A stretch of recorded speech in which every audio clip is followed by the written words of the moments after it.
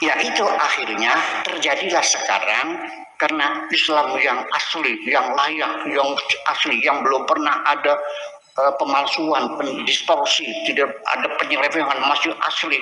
Berapa? Ada berapa? Nabi mengatakan umatku akan terpecah 73 golongan. Semuanya masuk neraka. Kulluhum finnar. Ya, shalom bagi kita semua dimanapun kita berada pada saat ini. Kiranya kita semua tetap berada dalam keadaan sehat dan apapun yang merupakan aktivitas kita sepanjang hari ini, kiranya Tuhan Yesus memberkati. Dan kembali berjumpa lagi di channel kita ini, yaitu Zimaya Nestin. Terima kasih buat teman-teman semua dan juga para sahabat yang sudah mendukung perkembangan channel ini dengan setia, dan kiranya kita tetap menggunakannya untuk menjadi berkat bagi semua orang. Nah teman-teman, pada video kali ini saya akan membagikan kepada kita semua ada satu lagi ceramah dari Kiai Buya Sakur, ya, itu mengenai di mana banyak aliran dari agama mereka, ada sekitar 73, dan sesuai perkataan Nabi menurut Kiai Buya Sakur itu semua aliran masuk neraka. Nah teman-teman, ini merupakan tamparan keras bagi para mualaf yang mengklaim diri mereka bahwa ajaran mereka, agama mereka lah yang paling benar. Tetapi ternyata berbeda dengan apa yang disampaikan oleh Kiai Buya Sakur. Justru teman-teman, bahwa 73 aliran itu semua masuk neraka. Jadi kalau udah 73 aliran berarti sudah banyak perbedaan tafsir di situ teman-teman, ya.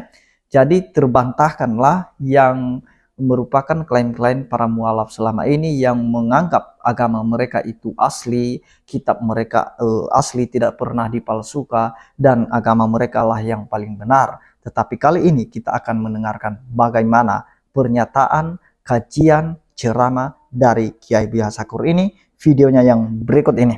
Kayaknya ber-YouTube nih nggak boleh salah ya. Dipantau, kayaknya seperti ada garda agama yang hebat, yang menguasai segala bidang. Semua siapa saja yang pidatonya nggak perlu langsung diserang. Betul nggak itu? Sejak kapan itu? Apa Anda yakin ilmu Anda menguasai semuanya? Atau anda merasanya begitu gitu, hingga pidato orang semua Anda counter semuanya?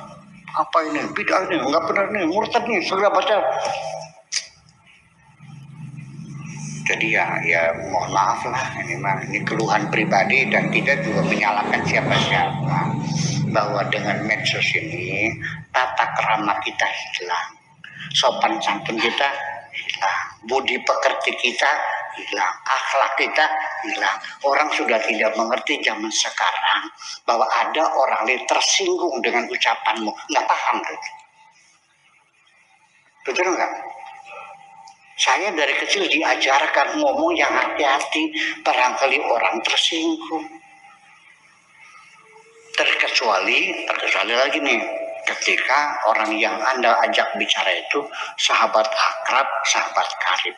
Standarnya adalah dia akan menjadi sahabat karib kamu ketika kamu tidak ada kekhawatiran orang itu akan tersinggung dengan percakapanmu.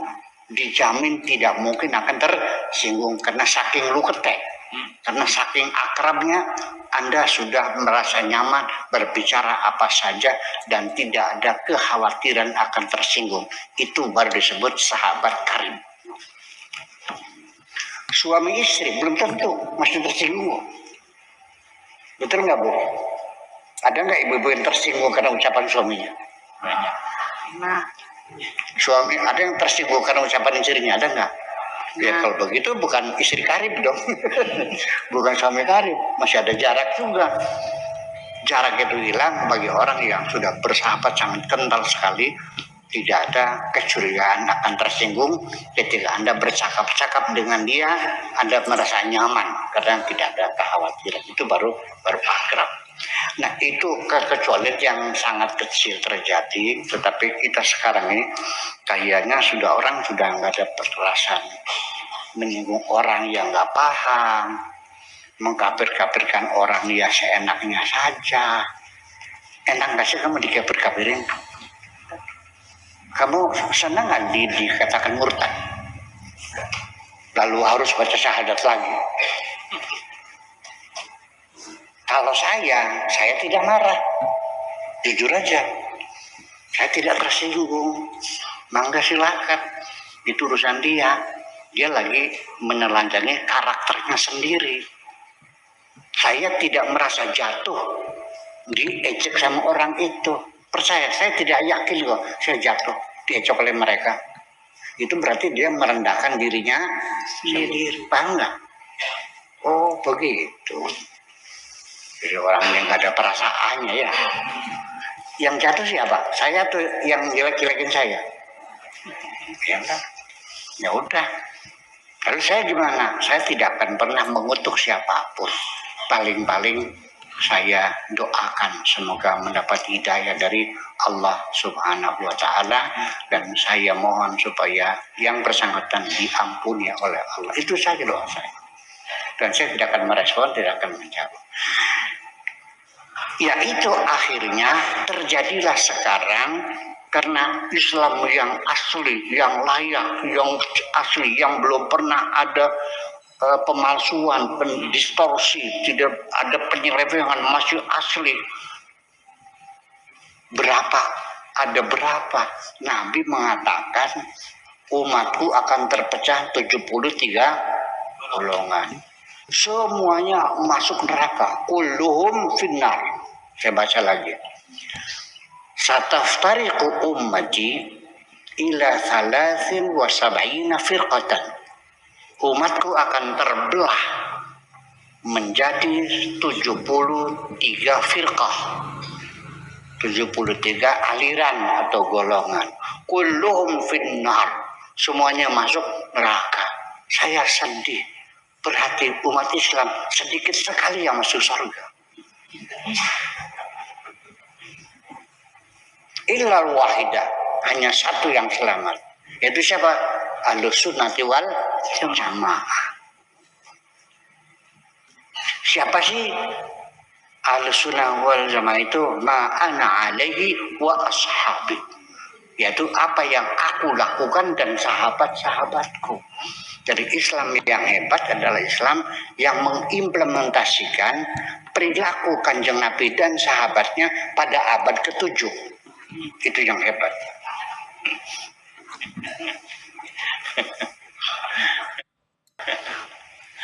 Jadi habis baca Quran, kalau kita orang santri kan gimana itu? Apa itu? Nggak ada contohnya. Nabi nggak pernah nyimpulkan. Itu bidah itu. Pernah dengar nggak? Iya. Ya, yaudah, nggak usah berantem, ya sudah. Kalau ada orang bidah, ya jangan dicium ukurannya. Tapi mana dalilnya Nabi mencium mushaf, yang mushaf belum ada aja. Iya kan? Gimana lagi? Yang mushaf itu baru pada zaman Sayyidina Utsman, baru diseragamkan.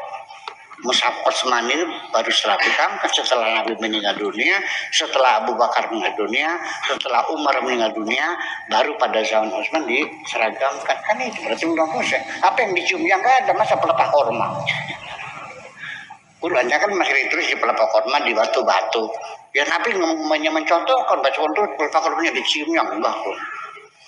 Itu aja persalahannya. Jadi artinya ini konsekuensinya akibatnya seluruh sekte Islam masing-masing mengklaim dirinya yang benar, yang lainnya sesat.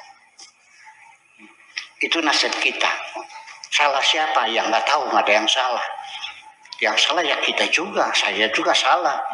Kalau saya mengklaim paling benar, itu kan. Nah, hadis ini sesungguhnya jangan dimaknai kamu mengklaim yang paling benar, yang lain salah.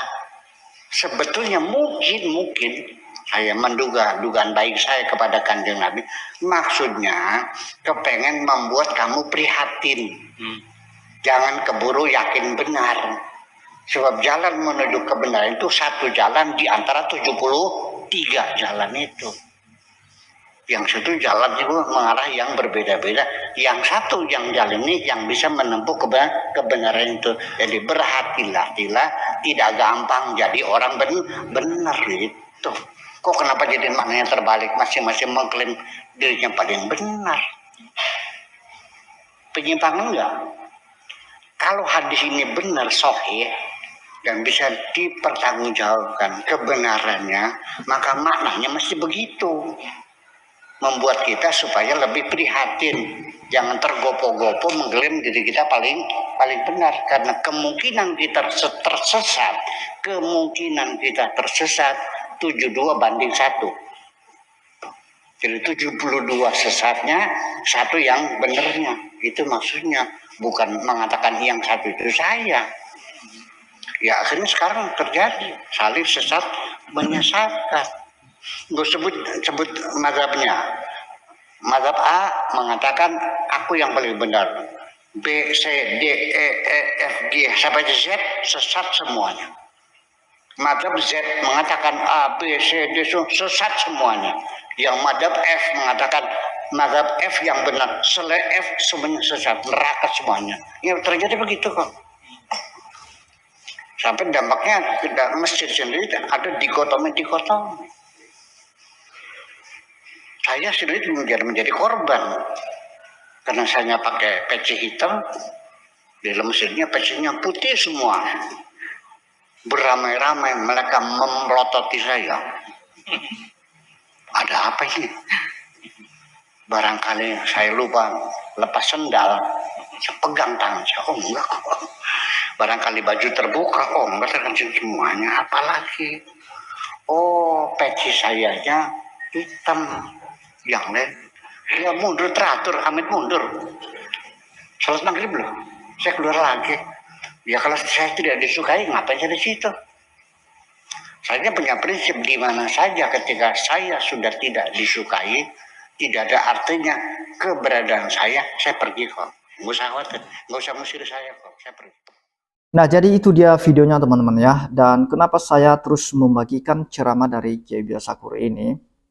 Karena supaya ini menjadi pelajaran, supaya ini menjadi satu jalan untuk membuka pikiran para mualaf yang selalu menuduh ajaran Kristen itu sudah mengalami distorsi atau mengalami perubahan atau juga kitabnya palsu dan lain sebagainya. Karena kita lihat para mualaf ketika mereka meninggalkan kekristenan dan pindah agama dan mereka memberikan kesaksian-kesaksian bohong dengan fitnah-fitnah mereka yang luar biasa, tuduhan-tuduhan mereka yang luar biasa dengan mengatakan bahwa kitab Kristen palsu dan agama Kristen itu bukanlah agama yang dibawakan oleh Yesus karena Yesus tidak pernah membawa agama Kristen. Nah, teman-teman, ini merupakan satu teguran keras dari Kiai Buya Syakur bahwa agama yang mereka yakinin pun itu terpecah menjadi 73 golongan dan itu semua masuk neraka. Dengan demikian apa yang mau kita katakan, apa yang mau kita klaim sebagai kebenaran itu, justru apa yang menjadi klaim-klaim para mualaf selama ini justru terbantahkan oleh kajian-kajian Kiai Buya Syakur ini. Nah, jadi jangan saling mengkafir-kafirkan, jangan menuduh agama lain sesat, agama kita lah yang paling benar, jangan. Karena kita pun tidak tahu apakah benar yang kita anut itu atau tidak. Nah, jadi kalau misalnya tidak pernah mengalami perubahan, tidak mengalami distorsi atau tidak pernah dipalsukan, nah seharusnya agama itu tidak pernah terpecah sampai 73 aliran ya. Tetapi pada faktanya terpecah juga, artinya bahwa ada yang perbedaan-perbedaan pendapat di sana, perbedaan-perbedaan aliran di sana. Nah, bayangkan itu 73 golongan. Nah, itu artinya luar biasa perbedaan itu terjadi. Perubahan itu pun terjadi karena 7 aliran itu artinya ada mengalami perubahan tersendiri dari satu aliran tersebut. Jadi kenapa saya terus membagikan ini teman-teman, supaya Kainama bisa menontonnya, Donditan bisa menontonnya, Yonatan Nandar bisa menontonnya, dan teman-teman mualaf lainnya yang begitu lantangnya mereka ngomong di channel-channel YouTube mereka mengatakan bahwa agama kamilah yang paling benar, apalagi Ustadz Ipung Atria mengklaim bahwa agama mereka lah yang sudah melakukan ajaran Yesus. Nah, padahal dia tidak dibaptis dalam nama Bapa, Anak, dan Roh Kudus, tetapi ngomongnya lantang bahwa dia sudah melakukan apa yang diajarkan oleh Tuhan Yesus. Nah, jadi itu dia teman-teman, supaya ini membuka wawasan kita. Biarlah kita tetap menjaga damai, toleransi, dan kita saling menghargai, jangan saling memfitnah, jangan saling menuduh, jangan saling menghakimi, apalagi saling mengkafir-kafirkan. Itu saja yang mau saya sampaikan. Kiranya Tuhan Yesus memberkati kita semua. Shalom.